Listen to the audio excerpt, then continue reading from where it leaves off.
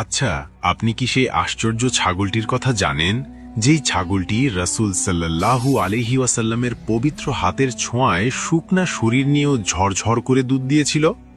ঘটনাটা শুনলে গায়ের লোম দাঁড়িয়ে যায়। দৃশ্যটা কল্পনা করুন, মক্কা থেকে অনেক দূরে ধুধু মরুভূমির এক কোণায় ছোট একটা তাঁবু। সেখানে থাকতেন এক দয়ালু নারী, উম্মে মাবাদ। যে কোনো মেহমান এলেই তিনি আপ্যায়ন করতেন, কিন্তু সময়টা ছিল ভয়ঙ্কর খরার। ঘরে এক দানা খাবার নেই, পানি নেই। উম্মে মাবাদ নিজেই ভীষণ অসহায়। ঠিক এমন এক ভর দুপুরে তার তাঁবুর সামনে এক কাফেলা এসে থামল। কাফেলার একজন মানুষের চেহারা থেকে যেন নূর ঠিকরে পড়ছিল। তিনি বিনীতভাবে উম্মে মাবাদকে বললেন, খাবার বা পান করার মতো কি কিছু হবে? আমরা দাম দেব।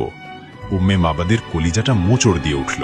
তিনি ছলছল চোখে বললেন, হায়, আমার ঘরে যদি সামান্য কিছুও থাকতো, আপনাদের কাছ থেকে আমি দাম নিতাম না, কিন্তু আজ আমার হাড়ি একদম খালি। মেহমান তখন তাঁবুর এক কোণায় ধুঁকতে থাকা হাড্ডিসার এক ছাগলের দিকে তাকালেন। জিজ্ঞেস করলেন, ও কি দুধ দেয়? উম্মে মাবাদ করুণ হেসে বললেন, ও তো নিজেই চলতে পারে না, ও আর কি দুধ দিবে? আগন্তুক বললেন, অনুমতি দিলে কি আমি একটু চেষ্টা করে দেখতে পারি? উম্মে মাবাদ সম্মতি দিলেন, যদিও তার কোনো আশা ছিল না। এরপর যা ঘটল তা কোনো জাদুর চেয়েও কম নয়। সেই মেহমান বিসমিল্লাহ বলে ছাগলটার গায়ে হাত বুলিয়ে দোয়া করলেন, আর সাথে সাথে শুকিয়ে যাওয়া ছাগলের ওলান দুধে টলমল করতে শুরু করল। বালতি ভরে দুধ দেওয়া হলো। মেহমান নিজে না খেয়ে প্রথমে উম্মে মাবাদকে খাওয়ালেন, তারপর সঙ্গীদের, আর সবার শেষে তিনি খেলেন। এক মুহূর্তেই অভাবের সংসারে আনন্দের বন্যা বয়ে গেল। মেহমান চলে গেলেন। সন্ধ্যায় উম্মে মাবাদের স্বামী বাড়ি ফিরে ভরা দুধের পাত্র দেখে তো অবাক। ঘরে তো কিছুই ছিল না, এত দুধ এলো কোত্থেকে?